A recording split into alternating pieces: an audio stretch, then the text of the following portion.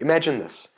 You've got your shutter speed set for smooth motion, your ISO is low for a clean image, and your aperture is wide open for that creamy, beautiful shallow depth of field. But there's one problem. It's a really bright and sunny day and everything is overexposed. How do you keep your perfect settings while avoiding a blown out shot? As a media production educator, this is a problem I encounter often with my students, and the tool I use is always the same, an ND or neutral density filter. So let's take a look at how these filters can help you with exposure. And make sure that you stick around until the end of the video where I will give you a tip about using ND filters on fast-paced projects.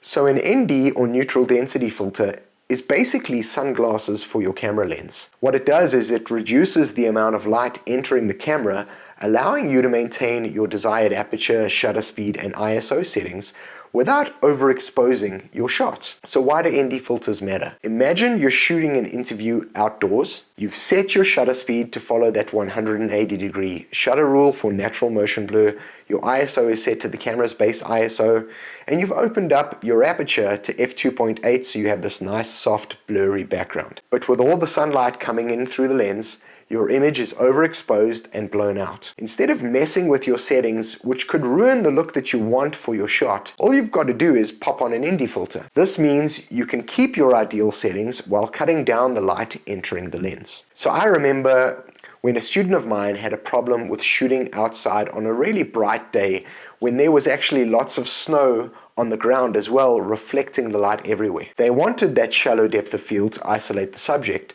but even at the lowest base ISO of the camera, the shot was completely overexposed because of how bright it was outside. What they did was they used an ND filter to limit the amount of light coming into the camera, and they were then able to keep the aperture wide open and still get a perfectly exposed shot. I would advise you to never actually consider shooting outdoors during the day without ND filters. So how do ND filters actually work? They come in different strengths, and these strengths are measured in stops. An ND2 filter cuts 1 stop of light, ND4 cuts 2 stops, ND8 cuts 3 stops, and so on. But ND filters also come in various forms.